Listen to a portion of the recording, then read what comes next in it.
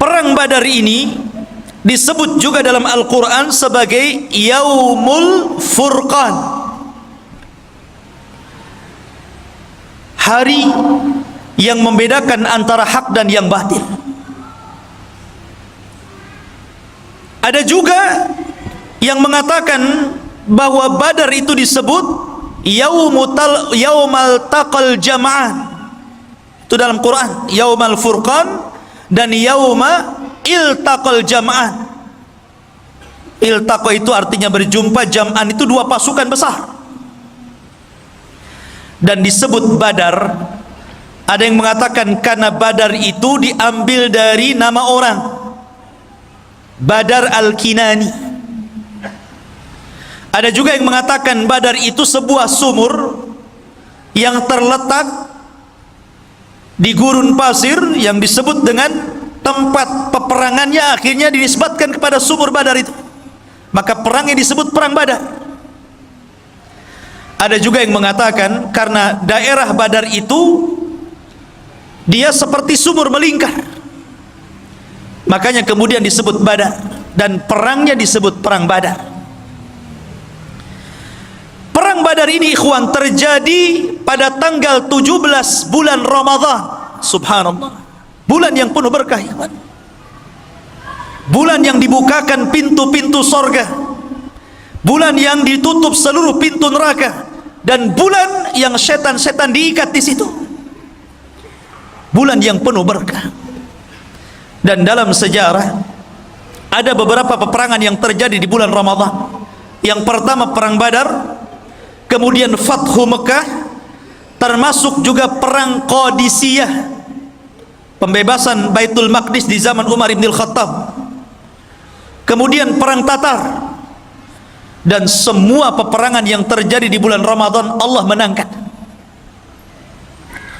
Ma'asyiral muslimin, Perang Badar ini berbeda dengan perang-perang yang lainnya. Kenapa? Karena Perang Badar ini sebenarnya tidak ada tujuan perang sama sekali. Nabi tidak ada tujuan perang.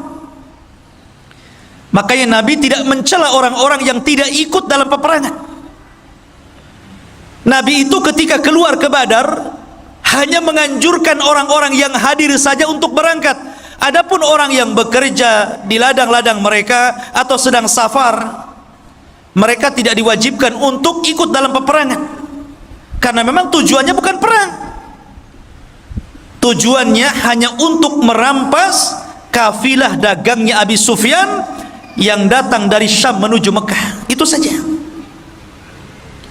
Kenapa Nabi SAW ingin merampas itu, ingin merampok apa yang ada pada Abi Sufyan? Karena Nabi ingin mengambil haknya kembali. Dahulu Nabi SAW ketika berdakwah di kota Mekah, apa yang terjadi? Dimusuhi, diancam, bahkan hendak dibunuh. Para sahabatnya disiksa, bahkan sahabat juga ada yang dibunuh seperti keluarga Ammar bin Yasir. Maka ketika itulah Allah mengizinkan mereka hijrah. Ketika hijrah, mereka tidak membawa kecuali sehelai baju di badannya. Orang-orang Quraisy merampas harta mereka, merampas rumah mereka, merampas kebun mereka, merampas bisnis mereka. Maka Nabi ingin mengambil haknya kembali. Maka Nabi SAW tidak banyak membawa orang, hanya 314 orang saja. Persis seperti tentara Talut ketika melawan Jalut, persis jumlahnya. Dan perang Talut ketika melawan Jalut pun terjadi di bulan Ramadan, dan jumlahnya sama itu ya. Jumlah tentara Talut 314, jumlah tentara Rasul yang ke Badar sama 314 orang, dengan 2 kuda, hanya 2 kuda saja, dan 3 unta. Itu pun untanya gantian tuh. Disebutkan bahwa Nabi SAW menunggang unta bertiga gantian. Abu Lubabah, kemudian Ali bin Abi Thalib, dan Nabi SAW. Kemudian unta satunya Mikdad dan yang lainnya. Jadi bolak-balik gantian karena Badar itu cukup jauh juga, berkilo-kilo dari Madinah. Lah ketika itu Nabi SAW justru yang lebih banyak jalan dibandingkan naik. Lihat, harusnya Nabi itu lebih banyak menunggang dibandingkan berjalan kan? Itulah sosok pemimpin, ikhwan. Ketika itu Ali dan Abu Lubabah malu, masa Nabi jalan kaki, saya naik unta. Maka kata Ali radhiyallahu an, ya Rasulullah, lebih baik Anda saja yang naik, kami yang berjalan. Maka Rasul mengatakan, ya Ali, kalian tidak lebih kaya pahala dibandingkan diriku, dan kalian tidak lebih kuat fisiknya dibandingkan diriku. Sudah, naik saja. Ma'asyiral muslimin yang dimuliakan Allah Subhanahu wa taala. Maka ketika Nabi sallallahu alaihi wasallam bergerak, kemudian mengutus orang untuk memeriksa kafilah itu tentang benar dan tidaknya, akhirnya Rasul mendapatkan kepastian bahwa kafilah Abu Sufyan telah bergerak dari Syam. Abu Sufyan ini tidak bodoh, orang cerdas. Ya. Ketika dia mendengar isu bahwa dia akan diserang oleh Rasul dan pasukannya, dia pun mengutus orang untuk mengecek ke Badar. Tidak puas, dia cek sendiri.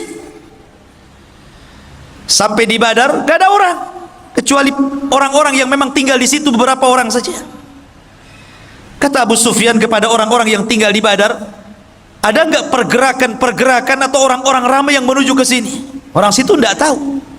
Karena Nabi SAW dalam setiap peperangan selalu menggunakan taktik tawari.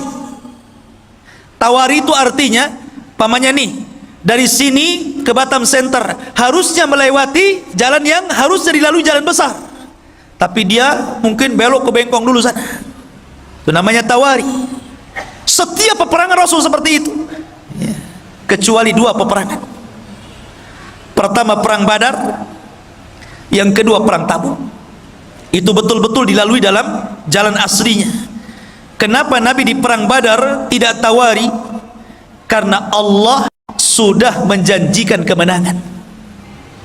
Allah sudah turunkan ayat menjanjikan kemenangan dan akan mengutus para malaikat untuk menolong Rasul. Makanya Rasul gagah berani berjalan.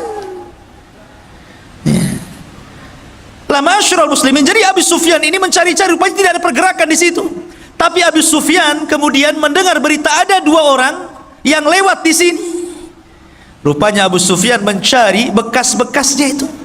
Ketemulah kurma yang jatuh dan dia tahu itu kurma Madinah. Kata Abu Sufyan, benar. Ini Rasul ini sudah membawa pasukan. Ini kurma Madinah, di sini tidak ada kurma. Dari situlah kemudian Abu Sufyan pun langsung membelokkan rute jalannya untuk menyelamatkan dagangannya. Dan dia mengutus Dhamdam. Dia mengatakan, ya Dhamdam, berapa hari kau bisa berjalan ke Mekah, ke Quraisy? Kata Dhamdam, 2 minggu. Kata Abu Sufyan, bagaimana kalau seandainya ku beri ongkos 5 kali lipat daripada ongkos biasa, tapi kau harus sampai 2 hari sampai di sana. Bisa bayangkan, 2 hari yang ditempuh 2 minggu jadi 2 hari pakai kuda. Gimana nasib kudanya itu? Ya tentu dia tidak istirahat kan gitu, 2 hari harus sampai. Maka Dhamdam pun kemudian dengan berjalan kencang menuju mana? Menuju Quraisy, ingin memberitahu Abu Jahal. Sampai di Quraisy, dia udah kecapean, udah kecompang-camping semuanya kan. Dia pun naik ke atas bukit. Kemudian kebiasaan tradisi Arab, kalau membawa berita yang sangat menghebohkan dan mengkhawatirkan, maka selalu melepas bajunya dan membalikkannya. Itu tradisi mereka. Kemudian dia berteriak-teriak dan mengatakan, sesungguhnya dagangan-dagangan kalian yang dibawa Abu Sufyan terancam dan dia tidak bisa mempertahankan karena dia sendirian. Maka mendengar bahwa harta-harta mereka akan dirampas Rasul dan para sahabatnya, maka Utbah dan Abu Jahal, Fir'aunnya umat ini, langsung bergerak mengumpulkan seluruh orang-orang Quraisy dan memaksa untuk keluar semuanya. Tidak boleh satu pun yang tinggal. Kalaupun dia tidak ikut dalam perang, minimalnya dia harus menggantikan dan membayar orang sebagai gantinya. Ketika itu ada kisah Umayyah ibn Khalaf. Umayyah bin Khalaf ini sudah tua, badannya gemuk, ya tidak segemuk saya lah ya, gemuk. Dia minta uzur, tidak mau berangkat, gitu kan? Kenapa?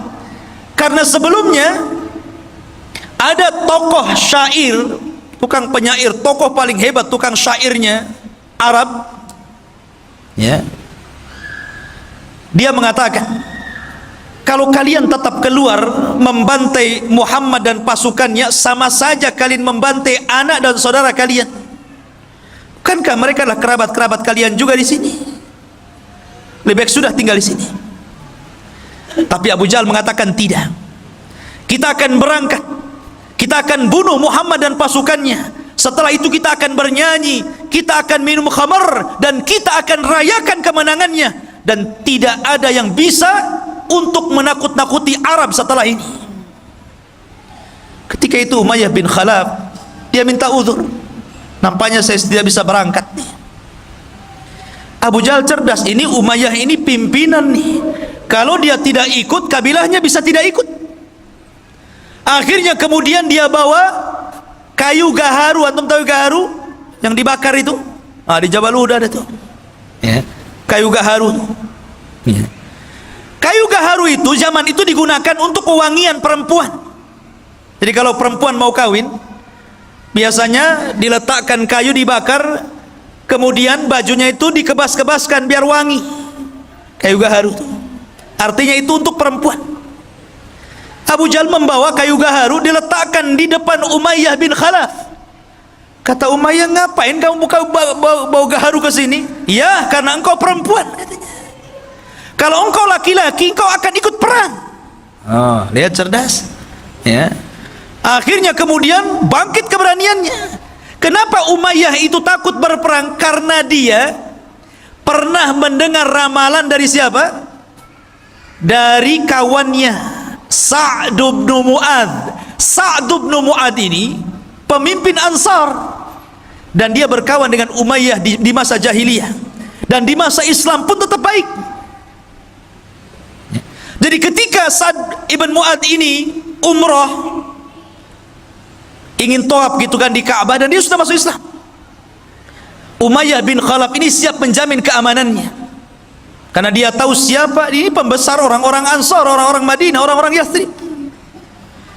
Tapi kemudian ketika ketemu dengan Abu Jahal, tidak suka Abu Jahal, kemudian mengancam untuk membunuhnya.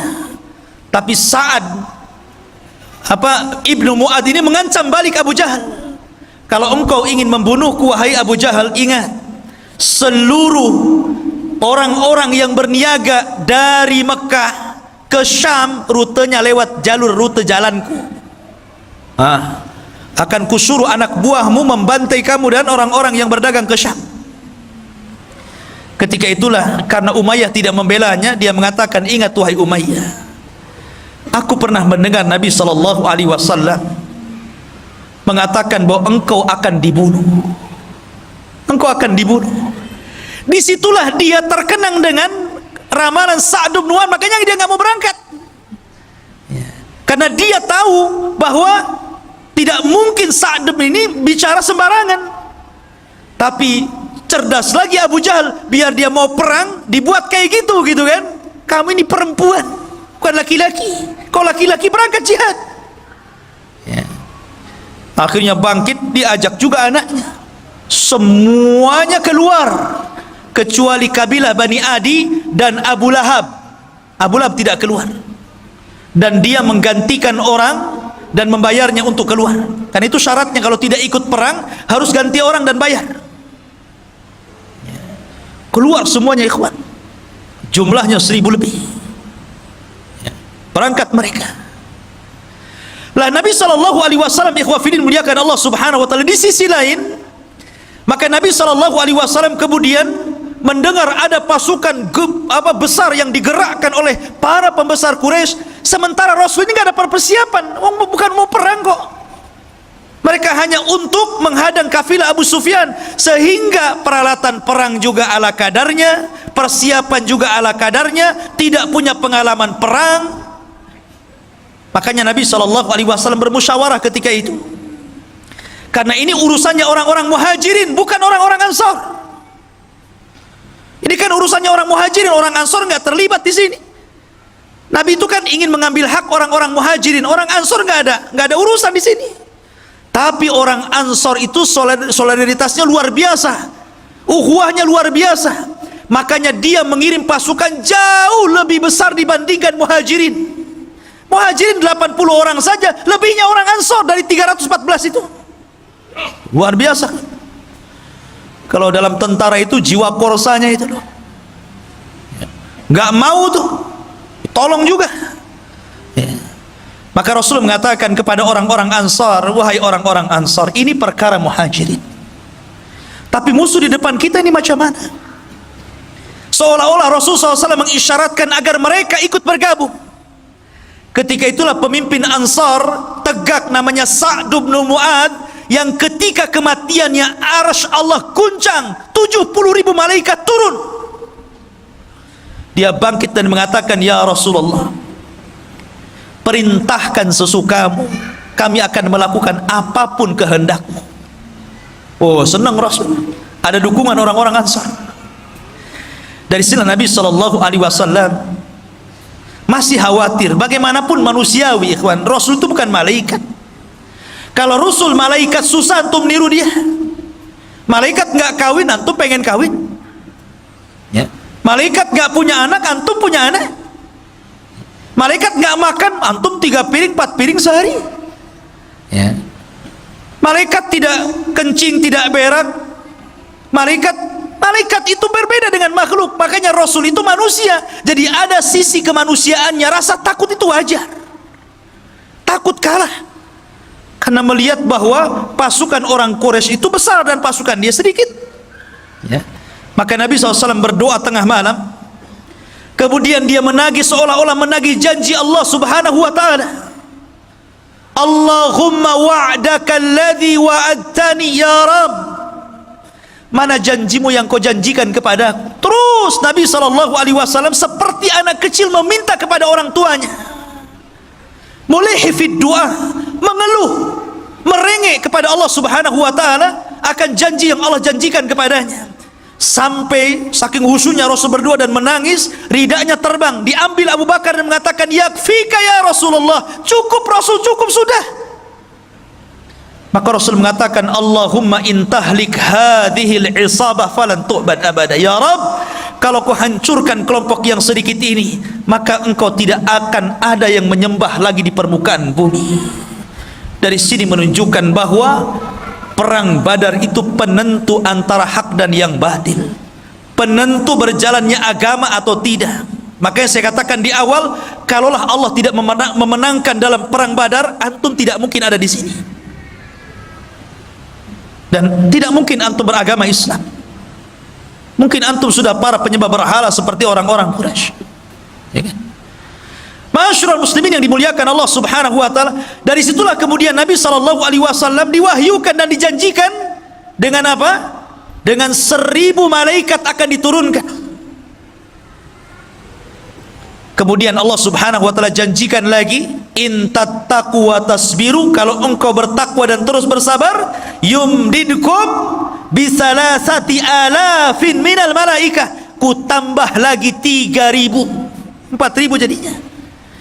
Kemudian di hari peperangan Allah kirim 5000 pasukan malaikat dipimpin Jibril dan sahabat dipimpin Rasul.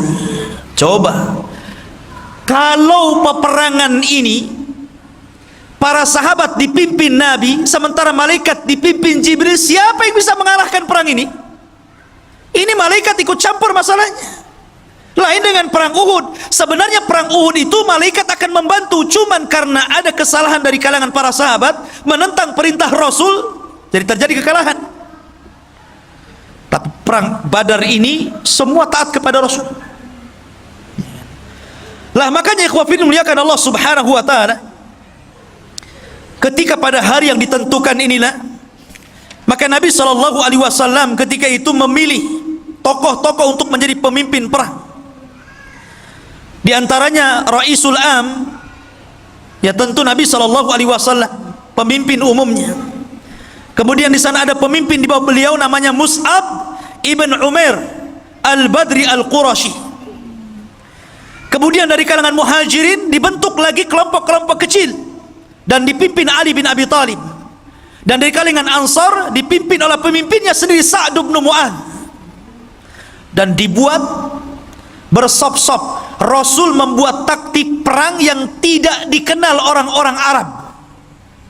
Siapa yang mengajarkan? Allah yang mengajarkan. Ya. Bahkan Nabi SAW sebelum berperang itu membariskan saf seperti Anda dalam sholat. Bagaimana Anda dalam sholat? Tentu antum akan baris kan? Akan merapatkan safnya. Ya. Saf salat gimana? Tumit dengan tumit berjumpa, bahu dengan bahu berjumpa. Makanya kalau sholat itu kaki jangan terlalu meregang, nanti bahunya nggak ketemu. Harus sama, jadi bahunya ketemu, tumitnya juga ketemu. Itu namanya merapatkan saf dan meluruskannya. Kalau seperti itu pasti lurus tuh safnya. Ini mah enggak ya, imamnya ngomong apa? Rapatkan saf kalian. Tapi ketika sang imam jadi makmum, dia pula yang tidak merapatkan safnya. Cemana pula imam ini?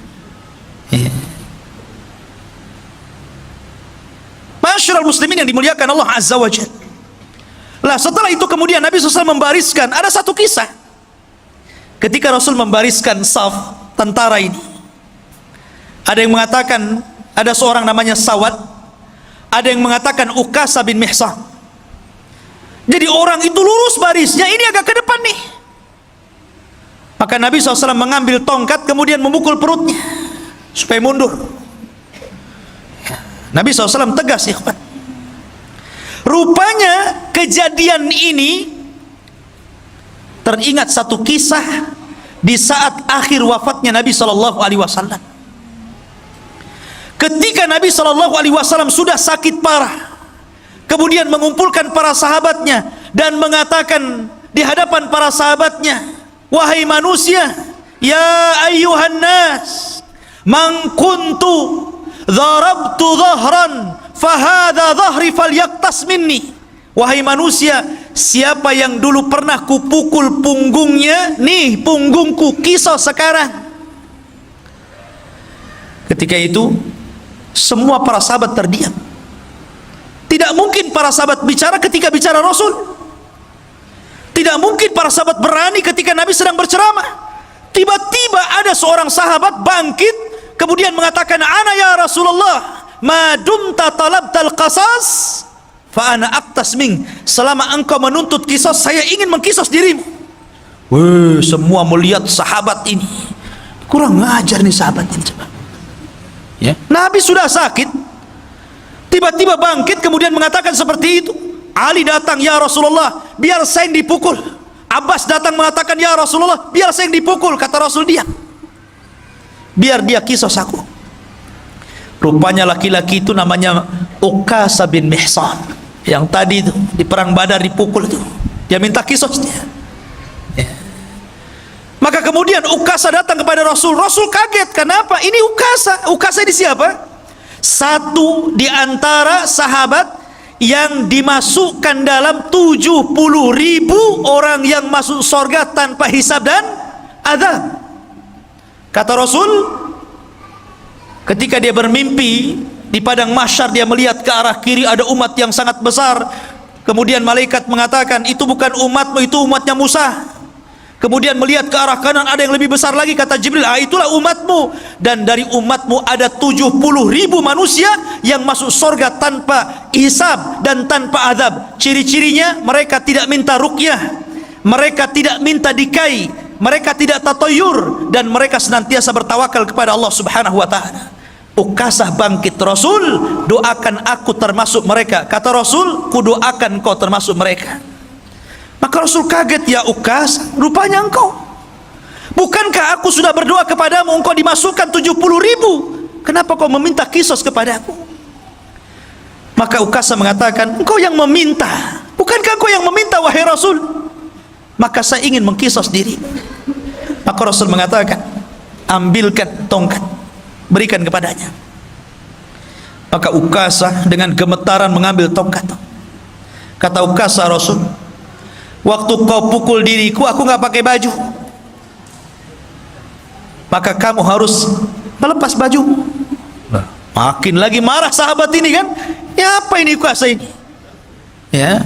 Akhirnya Nabi SAW melepas bajunya, ya. Sudah hampir goyang, sahabat dah tegang itu ya kan, digoyang-goyang kan tegak tuh, tegang semuanya. Ini betul tak betul lah kan gitu.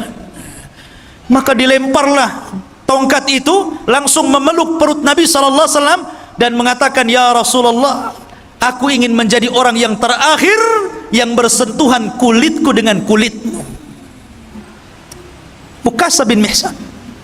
Jadi Nabi merapihkan saf dalam perang Badar itu, ya. Ma'asyiral muslimin yang dimuliakan Allah Subhanahu wa ta'ala. Maka dalam tradisi jahiliyah, dalam tradisi perang orang-orang dulu, sebelum berperang ada istilah mubarazah namanya. Mubarazah itu lawan tanding. Nih jagoanku, mana jagoanmu. Begitulah perang dulu, ya.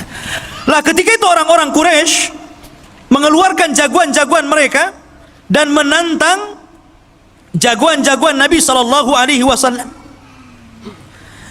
Maka ketika itu dikeluarkanlah Utbah bin Rabi'ah, orang yang paling benci kepada Rasul.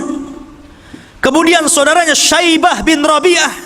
Kemudian anaknya Utbah juga, Al-Walid ibn Utbah bin Rabi'ah. Ini orang sangar-sangar nih, orang-orang garang-garang dari Quraisy. Mereka orang-orang yang paling jahat.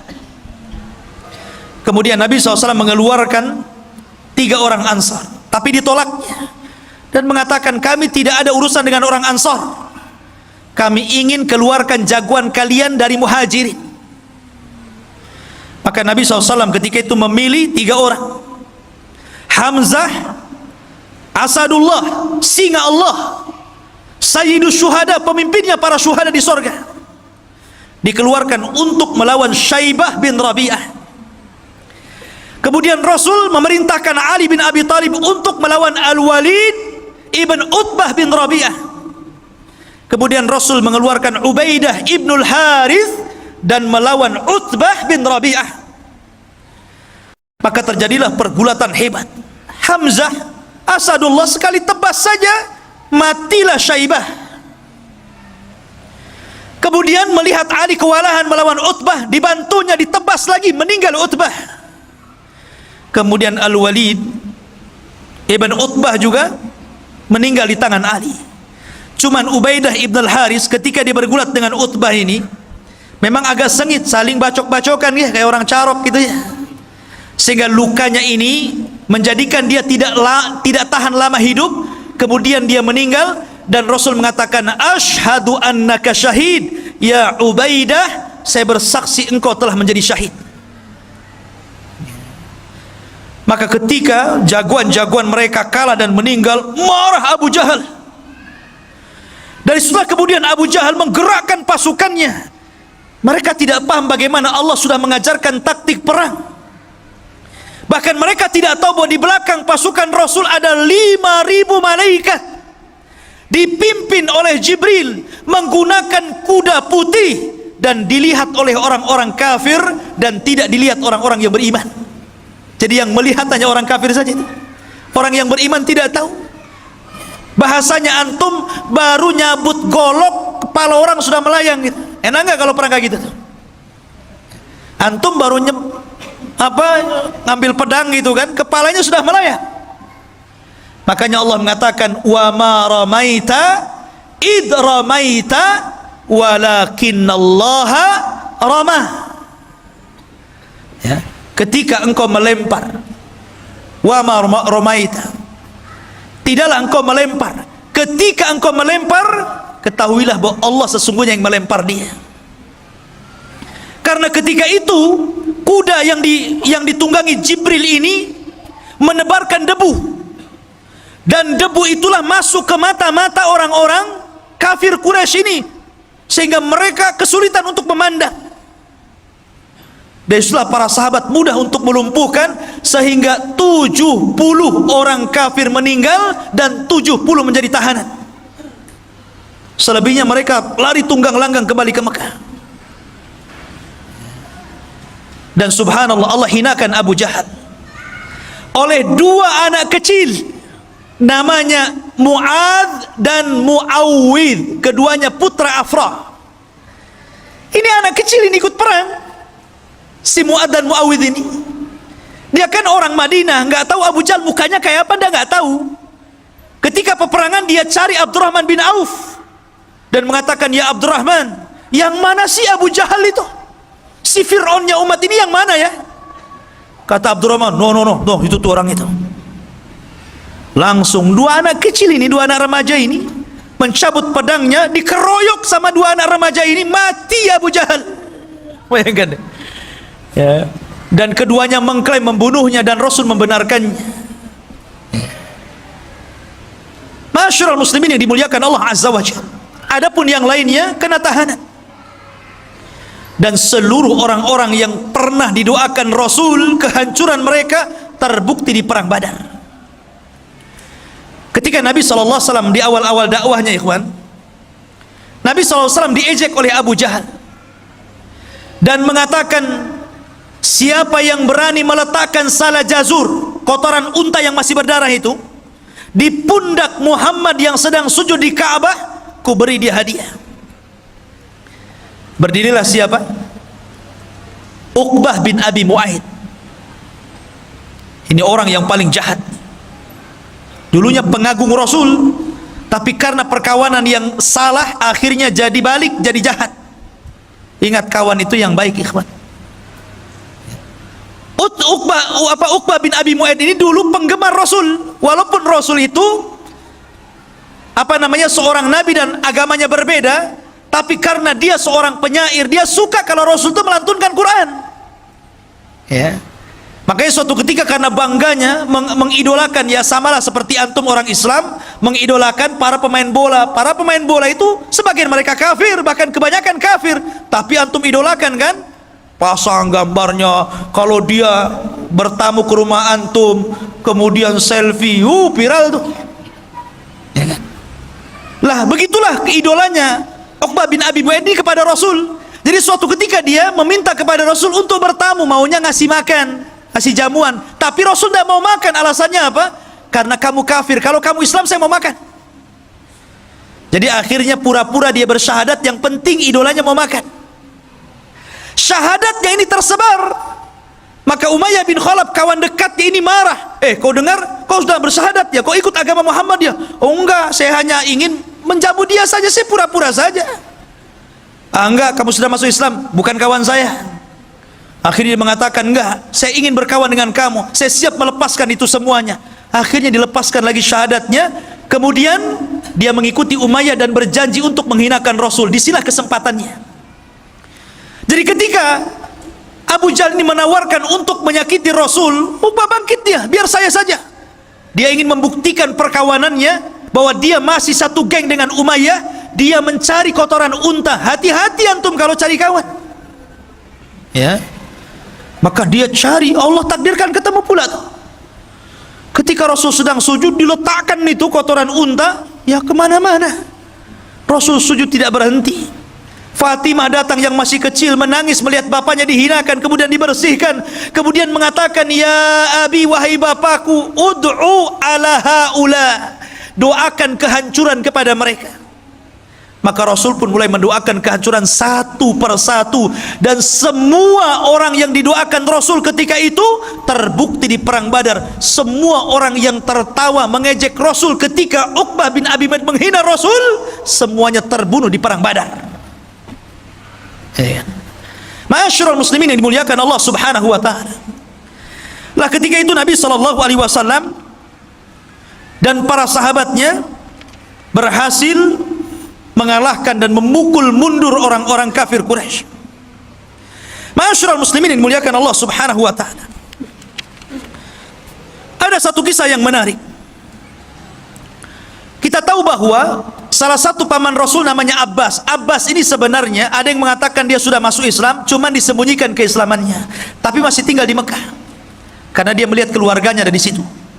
Ada yang mengatakan dia tidak masuk Islam, tetapi walaupun demikian dia menganggap Rasul adalah kerabatnya, keluarganya, tidak mungkin dia memerangi, tapi karena dipaksa oleh orang-orang Quraisy akhirnya berangkat juga dia. Nabi SAW ketika itu mewanti-wanti kepada para sahabatnya, kalian kalau dalam peperangan berjumpa dengan pamanku Abbas, jangan kalian bunuh. Abu Hudzaifah ketika itu tidak terima dan mengatakan, ya Rasulullah, mereka akan membunuh anak-anak kita, mereka akan membunuh saudara-saudara kita dan keluarga kita, kenapa kita tidak boleh membunuh Abbas? Maka Umar bin Khattab radhiyallahu anhu marah karena Abu Hudzaifah ini tidak mendengar apa yang diperintahkan Rasul. Apa kata Umar? Ya Rasulullah, da'ni adrib unuqa fa innahu munafiq. Rasul, sebelum perang ku tebas saja lehernya Abu Hudzaifah, dia munafik dia. Ya. Maunya Umar itu kalau Rasul yang perintahkan sami'na wa ata'na. Itulah para sahabat. Begitulah para sahabat. Makanya ketika itu para sahabat Rasul ketika hendak bergerak ke perang Badar, mereka mengatakan, ya Rasulullah, jangan samakan kami dengan Bani Israel yang mengatakan kepada Musa, idhhab anta wa rabbuka faqatila, berangkat engkau dengan Tuhanmu berperang berdua saja, jangan ikutkan kami. Kami tidak seperti itu. Kalau engkau mengatakan berperang, maka kami siap berperang. Itulah para sahabat. Maka ketika itu dari 70 tawanan kan 70 mati, dan dari kalangan orang-orang kaum muslimin tidak banyak, kurang dari 10 orang saja yang meninggal dunia, yang syahid. Tapi dari kalangan orang-orang Quraisy 70 meninggal dan 70 menjadi tawanan. Lah tawanan ini salah satunya yang ditawan siapa? Abbas. Ini kena tawan nih. Ketika itu orang Ansor mengaku dan mengatakan, ya Rasulullah, aku yang menawannya. Kata Abbas, diam kau bodoh, bukan kamu yang menawan. Yang menawanku adalah seorang laki-laki yang berpenampilan aneh, pakai kuda putih, kemudian pakaiannya putih. Maka Rasul mengatakan, ya Abbas, itulah malaikat. Yang menawanmu adalah malaikat. Lah ma'asyiral muslimin yang dimuliakan Allah Azza wa Jalla, akhirnya kemudian Abbas ini dirantai, sebagai tawanan dirantai, tidak boleh lepas lagi, nanti kabur dia kalau nggak dirantai. Ya, yang dijeruji saja bisa manjat, apalagi di rantai saja kan. Abbas ini karena kesakitan, karena namanya dirantai gitu kan, kesakitan. Jadi tengah malam dia, namanya orang kesakitan pasti akan yasruh, ya, pasti akan mengeluarkan suara sakit, aduh gitu kan. Lah Rasul ini mendengar suara aduhnya Abbas bin Abdul Muttalib, namanya pamannya sendiri, dan sudah dianggap keluarga paling dekat, paman yang dicintainya. Dia tidak tahan dengan suara yang keluar dari lisan Abbas yang kesakitan itu, sehingga dia tidak tidur sama sekali. Dia sedih melihat Abbas. Tapi Nabi SAW seorang manusia yang adil, ikhwan, yang sangat adil, dan keadilannya harus dicontoh oleh seluruh para pemimpin yang hendak jadi pemimpin. Walaupun dia pamannya, tidak lantas kemudian karena dia kesakitan dia datang, dah kamu itu paman saya lepas saja kan begitu. Enggak, dibiarkan. Cuman Rasul merasa merana saja. Di pagi harinya itulah dia mengumpulkan para sahabat Rasul. Kemudian dia berceramah, demi Allah, semalam aku mendengar suara Abbas kesakitan, dan aku tidak tenang dan aku tidak tidur sampai hari ini. Maka melihat kesedihan Nabi SAW, sahabat mengatakan, ya Rasulullah, kalau memang engkau berkehendak untuk kami memaafkannya, kami akan maafkan dia. Kalau engkau berkehendak, engkau ingin melepaskan dia, kami lepaskan. Tuh lihat para sahabat, bagaimana memahami perasaan Nabi SAW. Tetapi Nabi SAW sekali lagi adalah manusia yang adil, tidak mungkin dia lepaskan tawanan.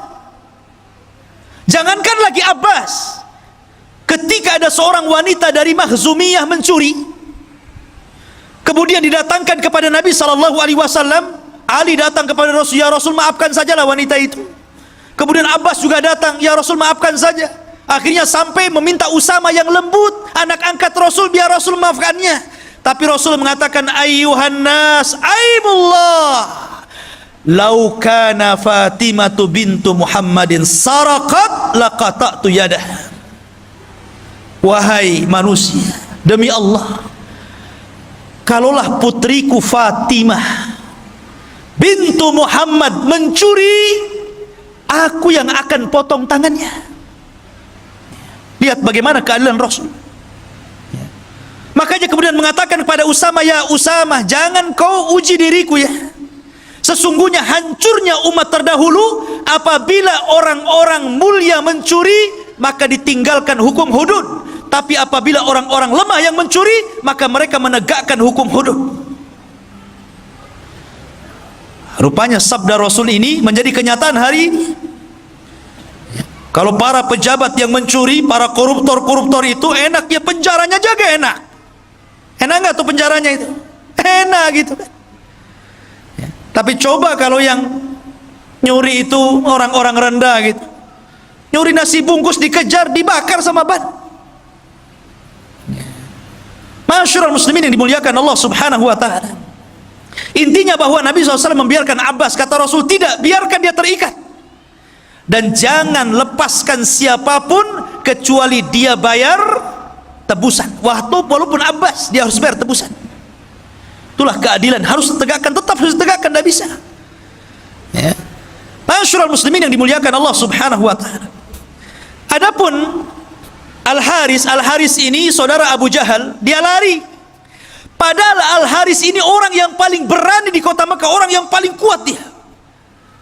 Tapi dia melihat peperangan yang rasanya tidak mungkin menang. Lari dia, ketakutan. Maka dikejar oleh Hasan ibn Thabit, seorang penyair Rasul, kondang penyair Rasul. Ya, penyair karena di zaman itu media dengan syair. Belum ada YouTube, belum ada Instagram, belum ada WA, nggak ada. Pakai syair. Dikejar sama Hasan, kemudian Al-Haris pun dibunuh di tengah jalan. Ya. Adapun Umayyah bin Khalaf lain lagi ceritanya. Umayyah bin Khalaf ini kawannya Abdurrahman bin Auf, baik dalam semasa jahiliyah ataupun ketika Abdurrahman bin Auf sudah masuk Islam, itu masih berkawan tuh, masih rekan bisnis. Ya, antara Umayyah bin Khalaf dengan siapa? Dengan Abdurrahman bin Auf. Tapi Umayyah ini tidak suka memanggil Abdurrahman. Dulu Abdurrahman bin Auf itu namanya Abduddar namanya. Setelah dia masuk Islam, diganti namanya menjadi Abdurrahman. Orang-orang musyrik Arab itu tidak suka dengan nama Abdurrahman. Makanya dia mengatakan kepada Abdurrahman, ya Abdaddar. Tapi Abdurrahman tidak mau nengok, nggak suka nama itu nama jahiliyah. Makanya antum kalau punya nama yang tidak bermakna, apalagi namanya aneh-aneh gitu kan, ada namanya Jahannam gitu kan, apa ini antum kasih nama Jahannam? Gantilah. Ya. Jadi dia nggak suka. Akhirnya kemudian kata Umayyah, wahai Abdaddar, kalau aku panggil dirimu Abduddar, kau tidak suka. Tapi kalau engkau berkehendak dipanggil Abdurrahman, aku yang tak suka. Ya. Sekarang ku panggil saja dirimu Abdul Ilah. Baru kemudian karena disebut Abdul Ilah, Abdurrahman menengok. Ya, ada apa wahai Umayyah? Umayyah ini tahanan masalahnya. Ya kan? Kata Umayyah, ya Abdurrahman, kita kan sudah berkawan, sudah CS lah kita ini. Tolong lindungi aku. Kita ini berkawan semasa jahiliyah, kawan bisnis. Maka kemudian Abdurrahman melihat kasihan kepada Umayyah. Dia mengatakan, ya Muhajirin, ya Ansar, Umayyah bin Khalaf atas tanggunganku, aku yang jamin dia. Oh, mendengar itu Bilal gak terima. Karena Bilal itu disiksa oleh Umayyah bin Khalaf. Ingat ceritanya Bilal? Bilal dibawa ke padang pasir, kemudian ditindih dengan batu panas, kemudian dipaksa murtad, hampir mati Bilal hanya menyebutkan ahadul ahad. Siapa yang menyiksa Bilal? Umayyah bin Khalaf.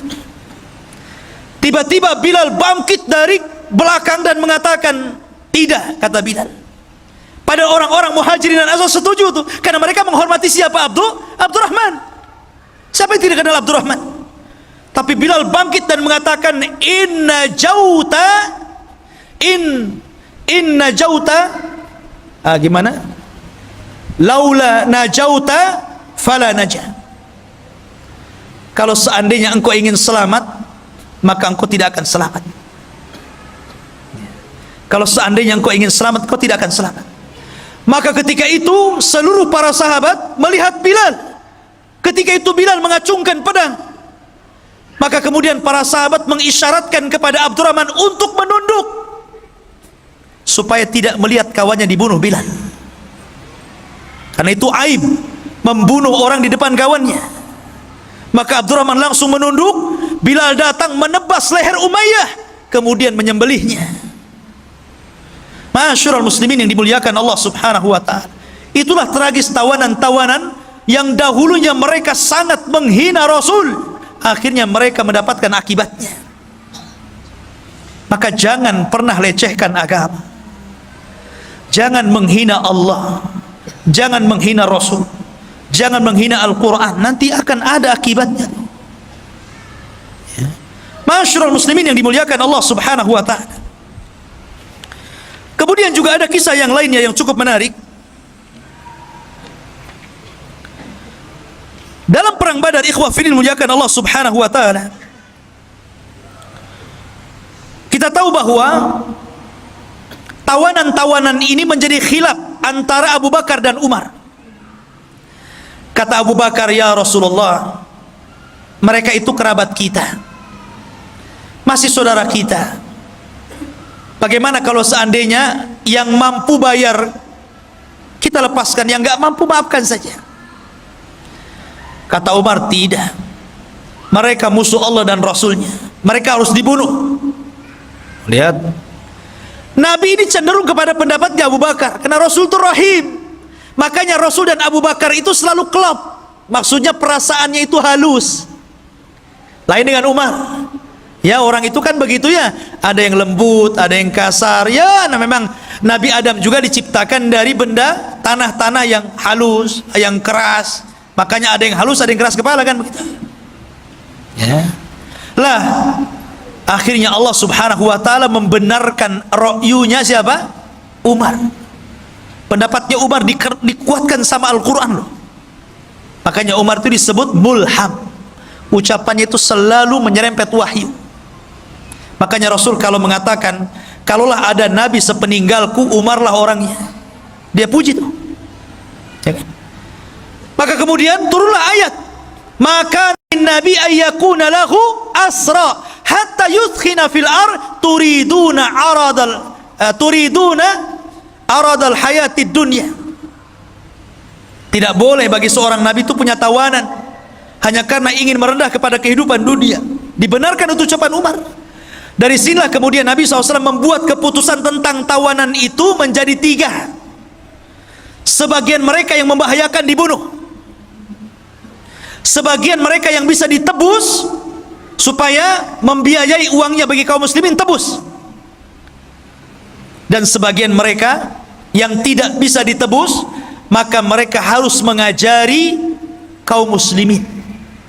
Yang pintar matematika suruh ngajari anak-anaknya, yang pintar fisika suruh ngajari anak-anaknya kaum muslimin, yang pintar Quran, enggak mungkin Quran orang musyrik ya.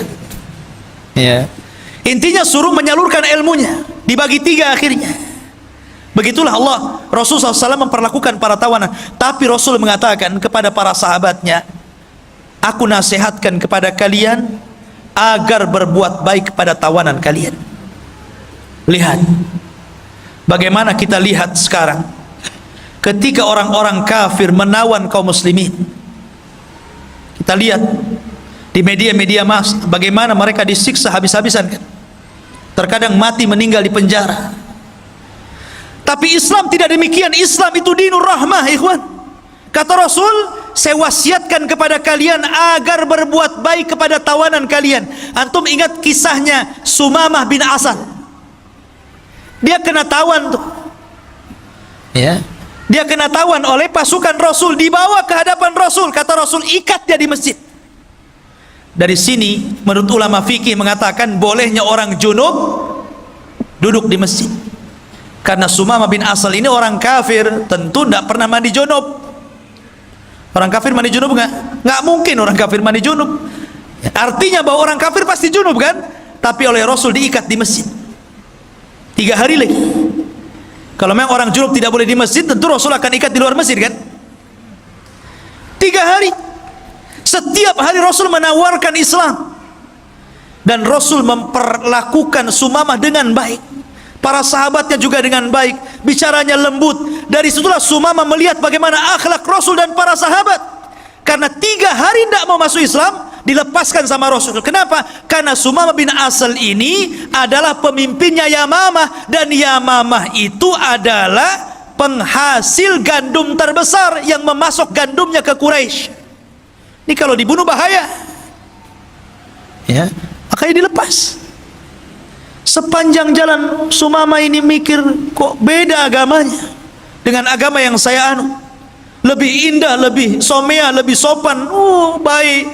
Balik lagi dia, kemudian mengislamkan dirinya, asyhadu an la ilaha illallah wa asyhadu anna Muhammadar Rasulullah. Lihat, kan dia bisa saja pulang kan, balik lagi masuk Islam dia. Itulah bagaimana Rasul memperhatikan tawanan dengan baik. Akhirnya Rasul mengajarkan bagaimana cara umrah. Mendengar Sumamah ini masuk Islam, orang Quraisy marah tuh. Ketika dia umrah, hampir panah-panah menghadang dia. Kata Sumamah, coba-coba kalian panah saya, ku stop gandum kepada kalian, kelaparan kalian. Akhirnya betul, di stop betul. Habis umrah dia pulang, dia stop. Kata Sumamah, aku baru akan ngirim gandum kepada kalian kalau ada izin dari Nabi SAW. Akhirnya berbulan-bulan mereka nggak ada makanan, datang minta izin agar dilepaskannya. Akhirnya dikirim lagi. Lah ini ikhwafidin muliakan Allah Subhanahu wa taala, bagaimana Rasulullah SAW memperhatikan tawanan. Maka perang Badar ini luar biasa, banyak pelajaran yang kita bisa petik. Salah satunya ikhwafidin muliakan Allah Subhanahu wa taala, bahwa dalam perang ini, di mana Allah Subhanahu wa taala memuliakan agama ini karena mereka memuliakan Allah dan Rasulnya. Mereka taat dengan Allah dan Rasulnya. Mereka ikut berperang bersama Nabi SAW. Kemudian yang kedua, kalaulah Allah Subhanahu wa taala tidak menolong dalam perang Badar ini, tentu kita tidak pernah beragama Islam lagi. Dan ini nikmat yang sangat besar. Makanya Badar itu perang pertama dalam Islam, perang pertama yang menentukan hak dan yang batil, perang pertama disembah dan tidaknya Allah, dan perang yang menentukan tegaknya la ilaha illallah. Itulah perang Badar. Makanya kenapa ikhwafidin muliakan Allah Subhanahu wa taala, perang ini luar biasa. Kalau kita petik sedikit demi sedikit pelajaran dari perang Badar ini, luar biasa. Banyak pelajaran yang kita bisa petik. Cuman sayang memang waktu yang sangat singkat, sehingga kita hanya mengambil cuplikan-cuplikan kisah bagaimana keberanian Rasul dan juga para sahabat Nabi sallallahu alaihi wasallam. Ini saya bisa sampaikan. Ada pertanyaan di sini?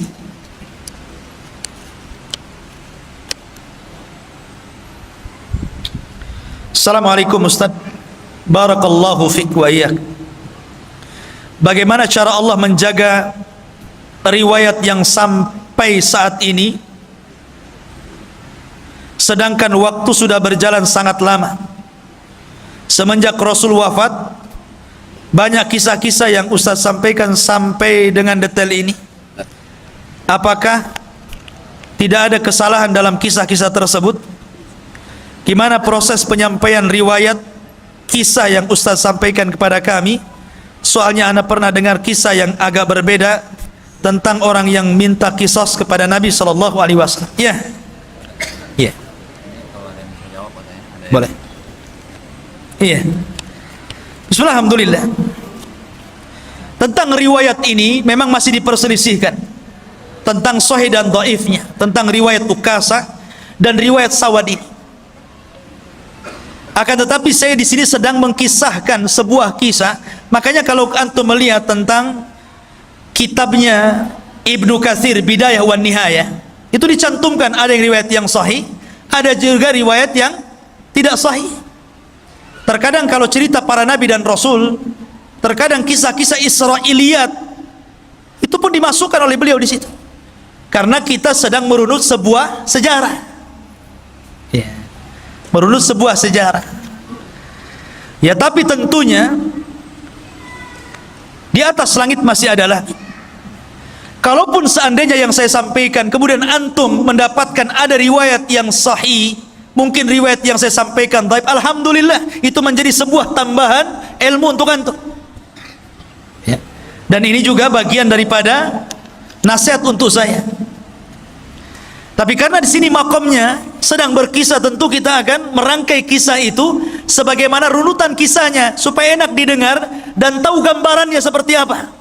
Kalau kita mengkisahkan sesuai dengan hadis-hadis terputus-putus, tentu antum dengarnya juga nggak enak kan gitu. Antum sedang mensyarah sebuah hadis jadinya, bukan sedang mengkisahkan sebuah kisah.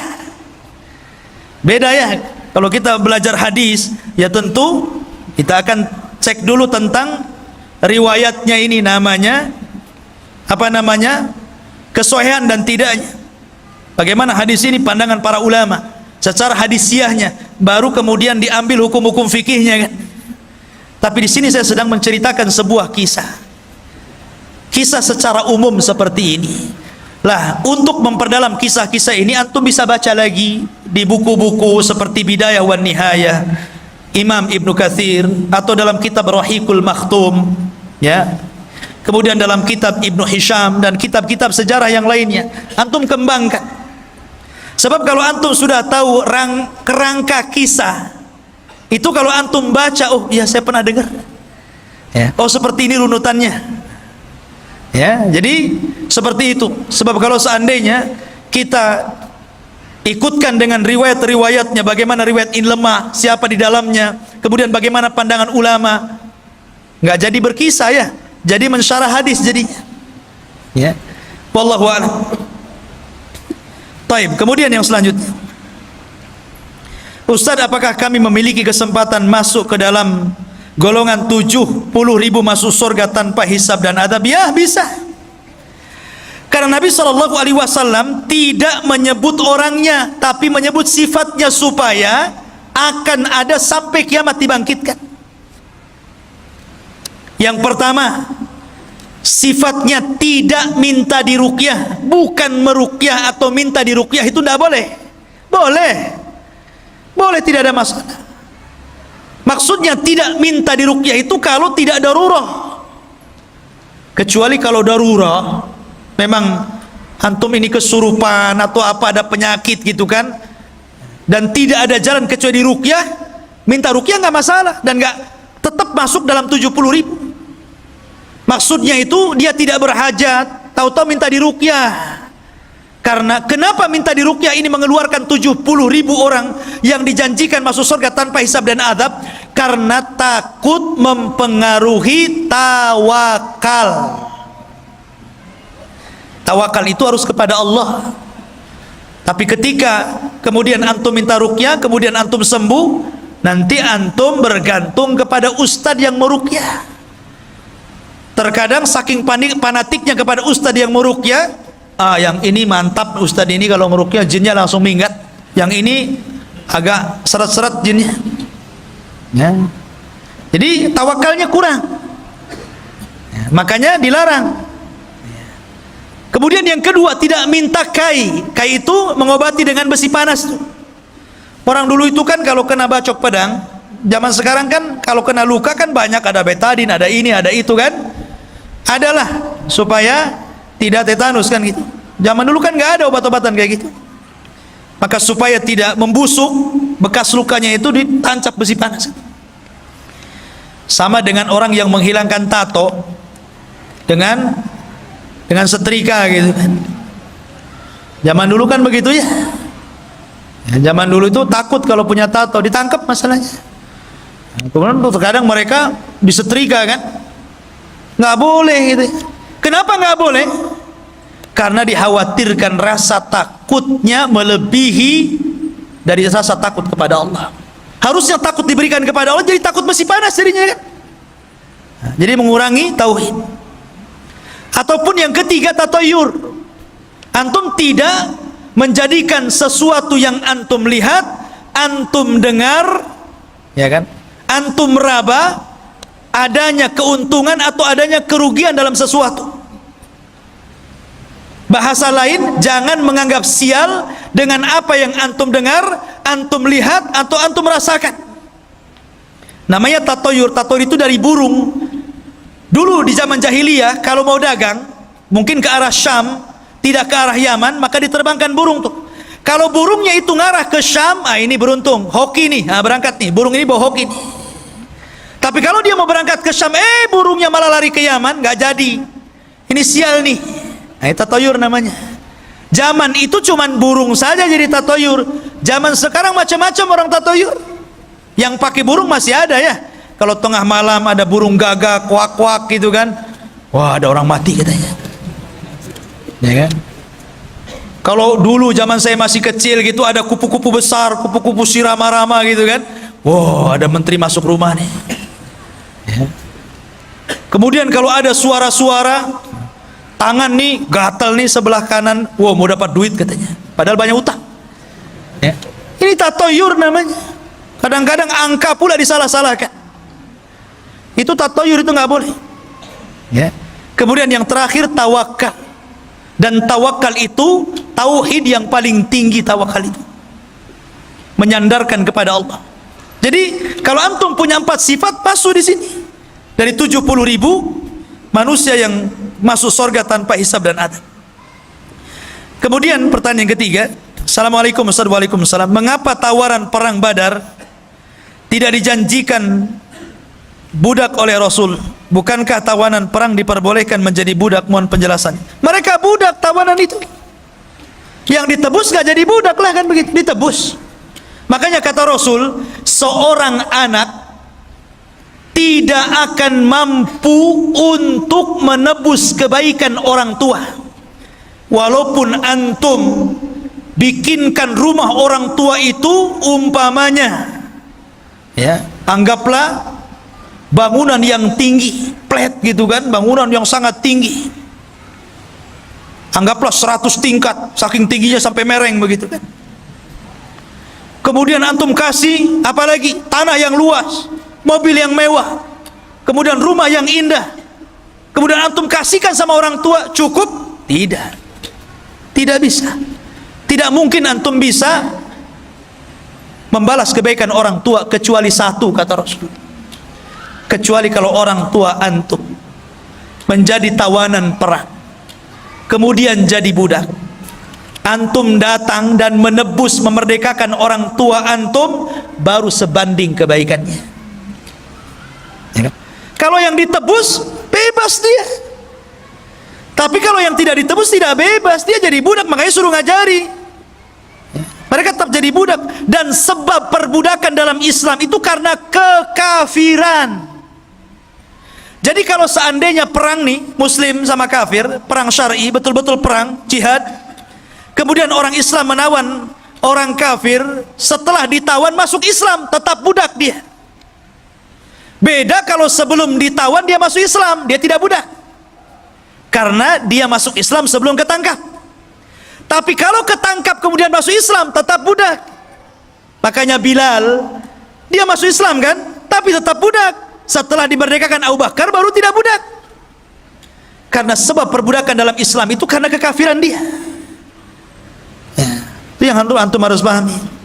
Jadi mereka budak. Wallahu a'lam. Baik. Ini ada amanah. Siapa yang bisa menjawab dapat kitab.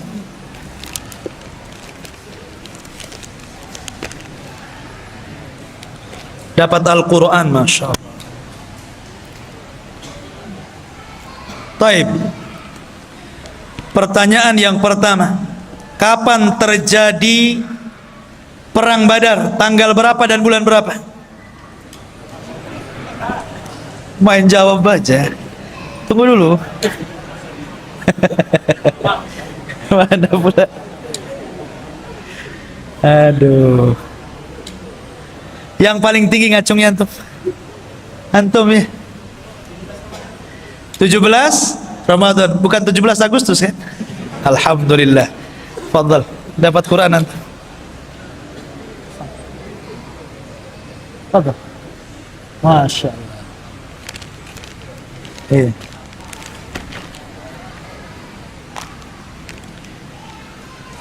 Berapa jumlah? Tunggu dulu, antum nih.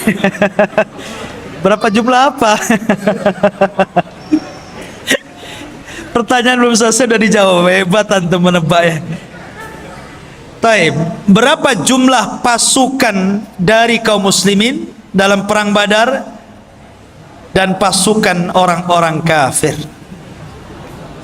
Mulai itu ya, turun semua ya. Semangat antum, paling depan, fadhal.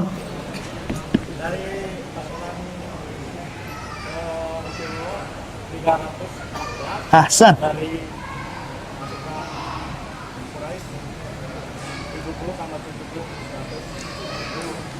70 tambah 70 berarti 1004. Lah, kok jadi sedikit tentara kafir? Jumlah pasukan secara keseluruhan. Saya nggak bisa dipotong mushaf ini, jadi nggak bisa dikasih. Iya. Yang aja. 300 1000. Alhamdulillah, jazakallah khairan.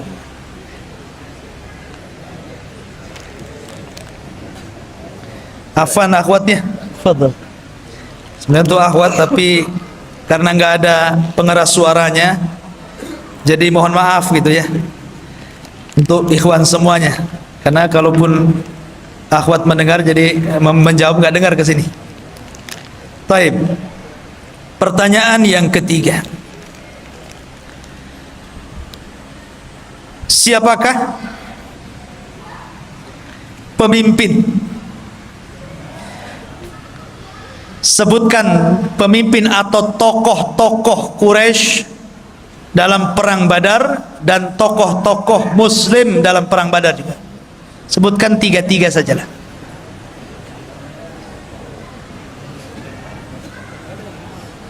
Tar, depan sudah. Ujung. Yang belakang, fadhal, berdiri.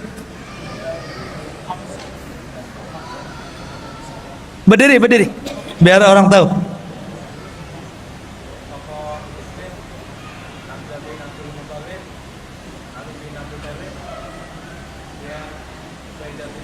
Ahsan.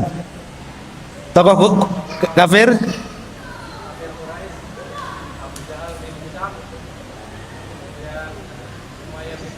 Ayo. Ahsan, Masya Allah. Fadal. Kuat hafalan antum.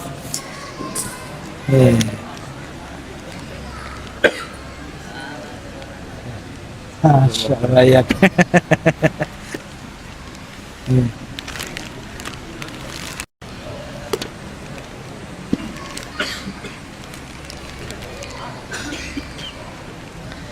Taib.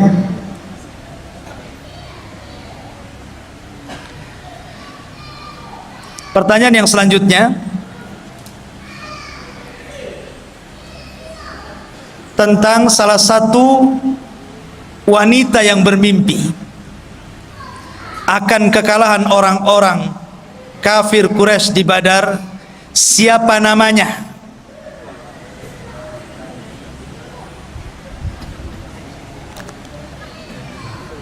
Sebelah sana belum namanya. Ujung. Atikah. Ahsan, Atikah. Fadhal. Coba apa?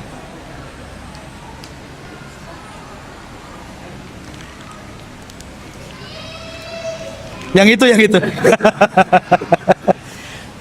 Masya Allah, zaklar. Taib, yang terakhir.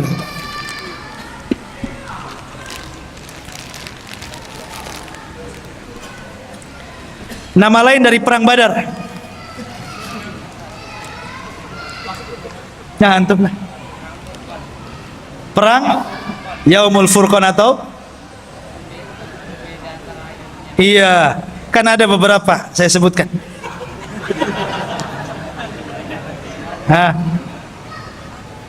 Sampingnya. Yaumul Taqal Jam'an, kemudian Yaumul Furqan, ahsan. Yaumul Furqan, Yaumul Taqal Jam'an dan perang Badar. Fadhal.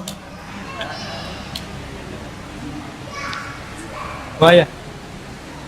Tapi itu saja ikhwan. Insyaallah kita berjumpa minggu depan. Ya mungkin juga masih ikhwan-ikhwan yang lain belum dapat informasi karena ini juga dadakan informasi malam ini. Mungkin bisa diinformasikan kajian di Jabal Arafah sudah kita mulai. Dan insyaallah setiap malam minggu kita lanjutkan kisah-kisah yang lainnya. Subhanakallah bihamdika asyhadu an la ilaha illa anta astaghfiruka wa atubu ilaik. Allah taala. Assalamualaikum warahmatullahi wabarakatuh.